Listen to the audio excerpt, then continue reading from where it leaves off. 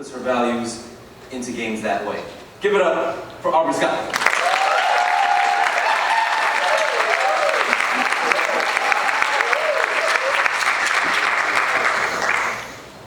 Hello everyone, welcome to my talk on values-driven game development. I am Aubrey Scott. I work on Nascar games. I am a trans native woman of color, trying to make this more inclusive, even in a sport that is mostly guys driving in a circle. I went to Carnegie Mellon for grad school, where I worked on a project that lowers the barrier to entry for tabletop role-playing games. And in my free time, I'm a safe space organizer for LGBTQ+ youth and adults. And so all of this is relevant because we're going to talk about the Nascar Heat character creator and how I was able to put my values into that. And hopefully you can take something from that and work it out for your own games. So our character creator works off of a system called blend shapes. And to make a blend shape, you duplicate a model, change something about it, and then it remembers the difference between that original and the new thing. And you're able to scale from one to the other. If you see on this model, the nose has changed, but we did this for a bunch of different features, so that's basically how our technology works. But the first part of this process for me was identifying my own values, trying to figure out what would actually apply to this particular task. For me, that was inclusion, diversity and inclusion, and lowering the barrier to entry.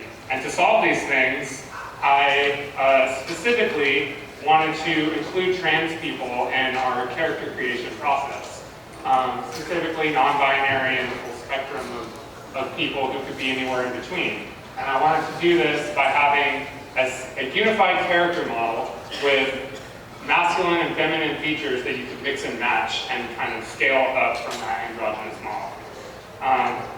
From there, I wanted to make sure that everybody could see themselves in our character creator, and I kind of wanted to take a me character creator approach where you have many different styles that you pick from, and then kind of scale in from there.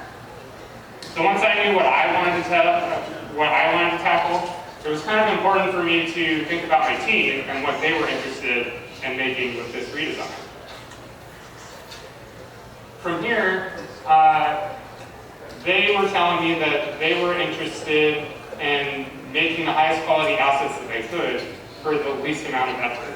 And my boss specifically was interested in making sure that we could actually finish the feature on time, as well as improve the rate at which we could improve the product by creating assets. So to solve those things, I looked into being able to tint all of our textures for hair and skin and eyes, as well as having the reuse of having a unified character model. We didn't have to double up on male and female things. From there, my boss, I satisfied his needs by being able to do a bunch of prototypes to make sure that we would finish on time, but also using a program called Autodesk character generator to generate all of our base assets, since we needed to redo a whole bunch of things in a short period of time. But once we got greenlit, or rather, once we knew what we were going to do, I had to pitch it to them. And the strategy that I took was that I pitched to my team first.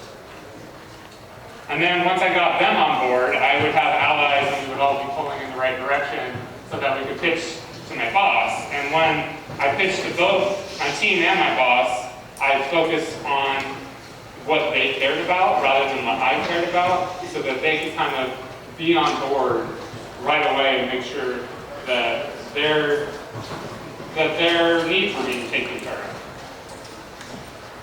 From here, once we got greenlit, it was important that I moved into the shepherding role so that I made sure that the content was actually working the way that I expected.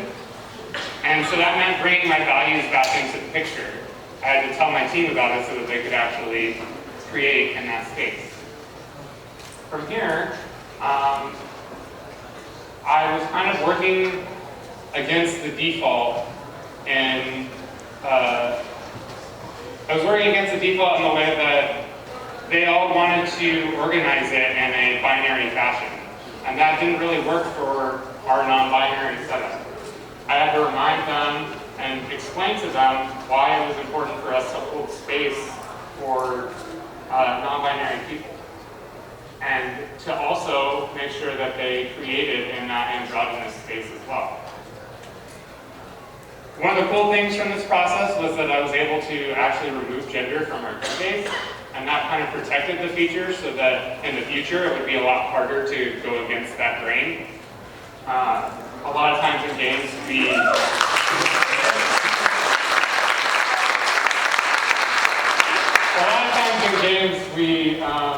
put this stuff in there, but then it just reverts the next time. And so I want to make sure that this lasted and that people didn't have to put themselves in a box to pick out the character that they wanted to play.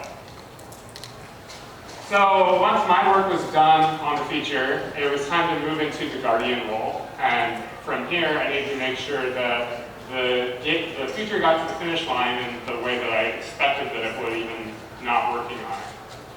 It was a good thing that I checked in because we had a workflow trap that we kind of all fall into. Just going by the default, they were working on the masculine features first.